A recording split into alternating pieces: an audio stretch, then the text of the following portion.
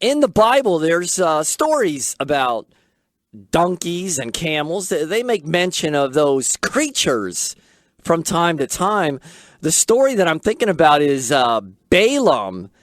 Balaam, and I guess he was some kind of pagan prophet. And King Balak. Balak. Sounds like Warlock from Star Trek. Balak. He summoned Balaam. And God told Balaam, no, I don't want you to go. Well, he went anyway, like a kid, like a child. And on his way, he was riding a good old donkey. And in his path, actually 3 times, an angel with a sword forced the donkey off the road, basically. And the funny thing is, the donkey was the only one that could see this angel. Balaam could not. So 3 times this happened. And here's the funny part and strange part. Are you ready? For people that never heard this story. The book says that God opened the mouth of the ass. All right. Now, I'm not talking about you, bored guy. Relax. But opened the mouth of the ass that he was riding. And then the book says the donkey essentially talked to him. Now, I don't know if the donkey actually talked. Maybe his mouth was just open and a voice of some kind was emulating from it. I don't know. But the book says, through or by the donkey, it said to Balaam, what have I done to you to make you beat me these 3 times? Because every time he went off the road, Balaam was beating him with a stick. Like a horse race when they whip him or something. They're whipping that poor thing. And he never had to whip him before. But you see, Balaam didn't see the angel with the sword in the donkey's way, which was causing all the problems because God, remember, didn't want him to go to see this guy. So a conversation ensued where Balaam was talking to this donkey. How strange is that? What's that all about? So as it turns out, I hope everybody's still with me, an angel appeared finally to Balaam and said, hey, I was trying to obstruction. I was trying to obstruct your journey to this king guy that you're not supposed to go to. And if you would have kept forcing onward instead of pulling to the side finally, the angel said, I would have killed you, Balaam. So the donkey, the talking donkey that saw the angel, essentially saved this guy's life. And what kind of lesson do you draw from that? I was thinking about that on the way over. I'm thinking constructive criticism and advice that you may get from somebody, anybody, and it could be an ass, donkey/ass. You have to heed all constructive criticism, advice that can be very helpful to you. I don't care if the person that's giving it to you may have big problems of his or her own, might be a little strange and off the wall, but that advice could save your life, like in this case, like in this Bible story. That's what I'm getting from it. So anyway, this Balaam continued on anyway, and God said, okay, go ahead, see him, but only say what I tell you to say. And then he went on his way. So, talking donkeys in the Bible. You ever hear of that? It's in there. Yeah, it's in there. And these donkeys, they had no shock absorbers or bucket seats. Very, very bumpy, very uncomfortable. It's really bad for the kidneys. All that bumpiness. When my son Tyler, he used to race 4-wheelers on our motocross track, and he wore a kidney belt to prevent the kidneys from rattling around inside him as he was going up and down these little hills and curves and streams and whatever he was going through. It was actually a kidney belt. So I'm thinking with these donkeys and constant bumping, and they can go for miles, I'm thinking the kidney problem was the body ailment of the day. Sort of like now it's the prostate for guys. Get that super beta prostate. Back then, 2,000-3,000 years ago, I bet they were saying, get that super beta kidney. because kidneys had to be affected with the bumpy ride of the donkey. That's all I'm saying. As we know, Jesus rode into Jerusalem on a donkey. He instructed 2 of his disciples to get him one. The book says, "Go into the village straight ahead of you. Upon entering it, you will find an ass tied there, which no one has ridden. Untie it and lead it back. The master has need of it." Ooh, wouldn't it be so nice to have a small Honda back then? Yeah. You'd be the toast of the town. Everybody would be your friend. Although I don't know why, because they didn't have gas back then, so it would just sit there.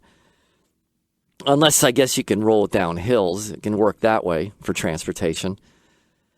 And back then, they also had the camels. The camels to get around, especially in the deserts. You know, they got that one hump or two. What's in that hump, do you know? Most people think it's water. No, it's not. That hump is full of fat, which contains a high quantity of water in the fat. But it's not water per se. It's fat. So that's pretty much, the hump is pretty much no different than a fat guy's gut, right? Yeah, it's a big storage deposit for lean, trying times. So the camel was very prevalent back in the day, 2, 3, 4,000 years ago. The book, for instance, described an army attacking the Israelites. The book said, "And their tents would become as numerous as locusts, and neither them nor their camels could be numbered when they came into the land to lay it to waste." So there were lots and lots of camels, and they would travel in caravans and packs like the bikers do nowadays. Yeah, the tough, cool bikers evidently imitated the camels of old. The camels are funny creatures. You see them in those nice Arabian movies and so forth. Camels, they kind of give you that certain look, and they're always munching with their big mouth. And you could be talking to them, as I see sometimes people do. They kind of treat them like a pet, like a dog or something. And they're talking to them.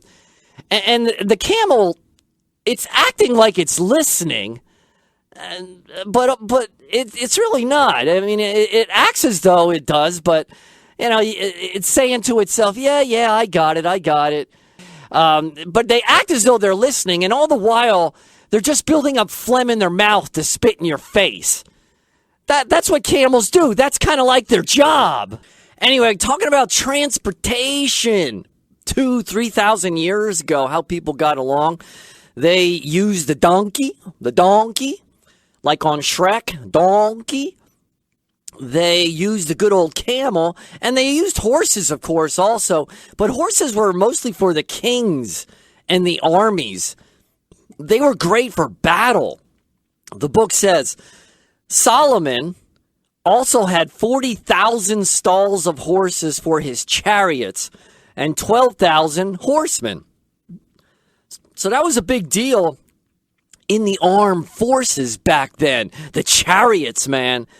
They were the war machine of the time. Can you imagine 20,000 horses running downhill at you, chasing you? The noise that must make. The sheer sound and fury of 20,000 horses. Again, that reminds me of Tyler when he used to race the four-wheelers.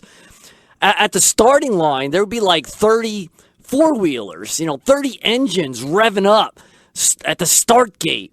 And it was like so much power and excitement right there. And the chariots, it must have been the same type of thing. And they had chariot races, too, in the Colosseum. Remember that with Ben-Hur and Charlton Heston. That was a great movie. The original. No fake ones. The original. That ended with the bad guy being dragged by the chariot after he was thrown off his buggy, whatever we want to call it, his chariot. And he was dragged all bloody and everything. Reminds me of a 4-year-old kid holding the dog leash of a medium-sized dog or a big dog, and the dog is too strong for the poor 4-year-old little kid, and he yanks him and pulls him, and the kid loses his footing, And then the dog drags him for like 3 blocks. The kid refusing to let go. It was cute. I remember those days.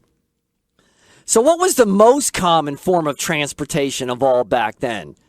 What do you think it was? A Volkswagen? No. It was walking.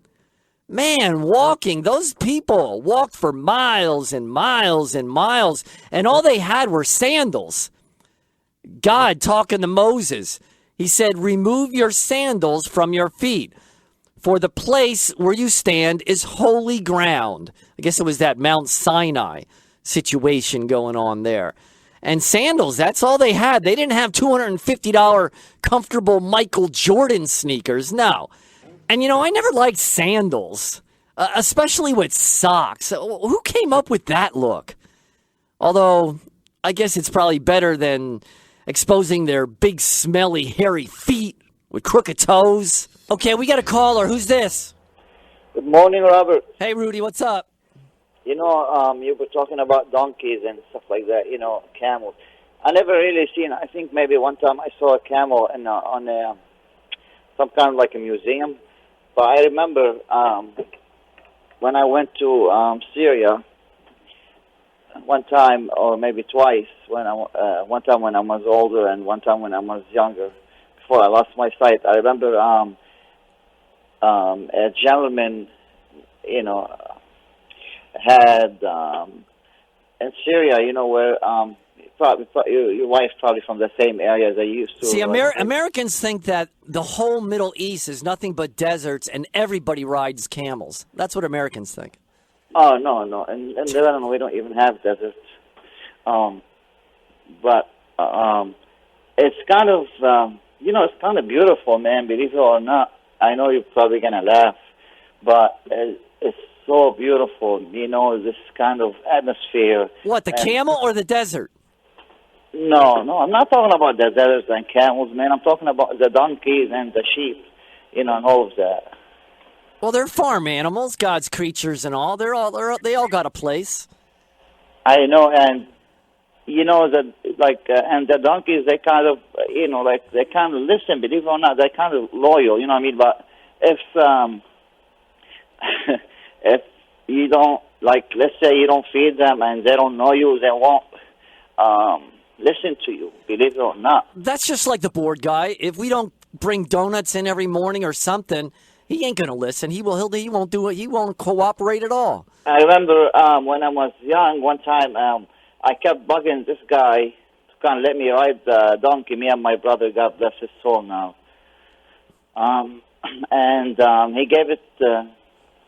He gave us a donkey for a little bit. At the beginning, it was all right.